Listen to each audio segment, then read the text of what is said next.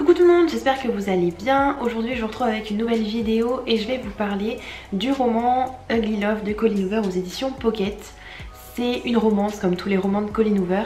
Dans celle-ci on suit Tate qui a 23 ans et qui va emménager avec son frère pour une petite durée à San Francisco. Elle quitte donc sa famille, enfin sa mère et son père, pour rejoindre son frère.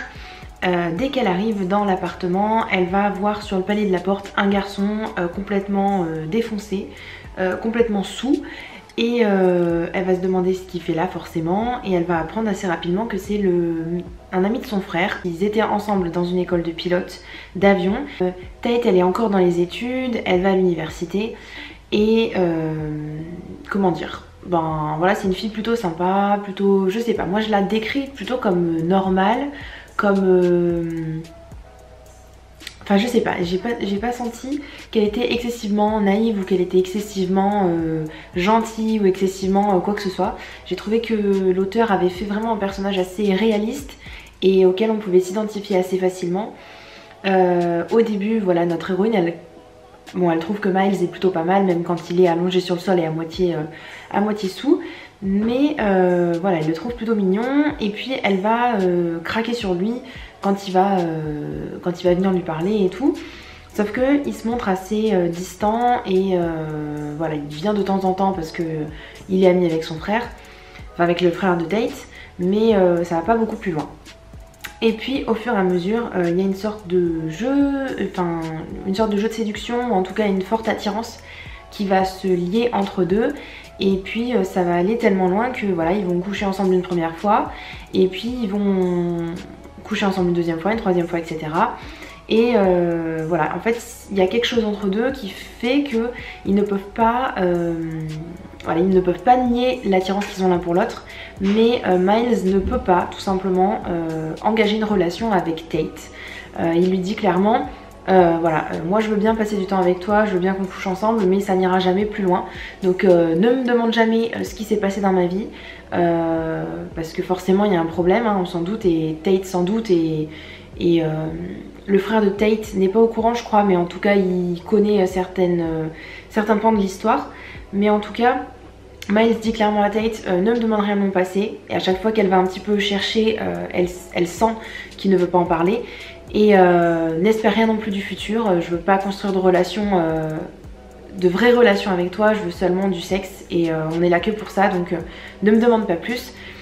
Et Tate va se plier en fait à ses exigences, alors qu'elle commence à nourrir de profonds sentiments, et voilà, elle commence vraiment à s'attacher à Miles, mais elle préfère ça plutôt que de l'abandonner complètement et de ne plus lui parler. Donc voilà comment se construit leur relation.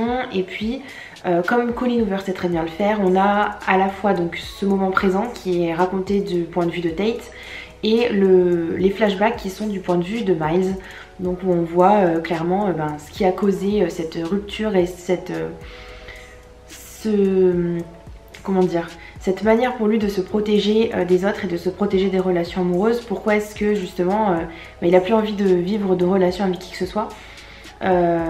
Mais comme on s'en doute aussi, forcément Tate va faire changer un petit peu la donne, parce que c'est la première fois depuis de nombreuses années que Miles a envie de toucher une fille, d'être avec une fille, et voilà, pour lui c'est quelque chose d'assez il veut cacher ses sentiments, et il n'a pas envie de ressentir ce genre de choses, mais à la fois c'est plus fort que lui et c'est son corps qui décide. Et voilà, il va y avoir un moment où voilà, forcément il va devoir abandonner qui il était avant pour essayer de se reconstruire et pour essayer de construire quelque chose avec Tate. Bref, je vais pas vous en dire trop, c'est vraiment une très jolie histoire d'amour que j'ai beaucoup aimée. Elle se lit très très facilement, comme à peu près tous les romans de Colleen Hoover. Moi c'est vraiment une histoire que j'ai adorée. J'ai adoré suivre les personnages, même si Miles voilà, il donne comment dire, il dit à Tate voilà, moi je veux que du sexe avec toi, est-ce que t'es d'accord? Elle va dire oui, et au moment où il va sentir que les choses dérapent et où il sent que Tate veut plus, par respect pour elle, il va vouloir arrêter la relation. Et voilà, je trouve que Miles c'est vraiment un bon personnage, un bon garçon.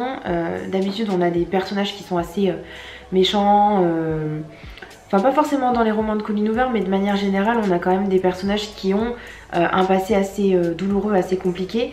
Et là c'est pas du tout de... Enfin ce qui lui arrive à Miles c'est pas vraiment de sa faute. Enfin on peut voir les choses sous différents angles, mais disons que c'est pas entièrement de sa faute.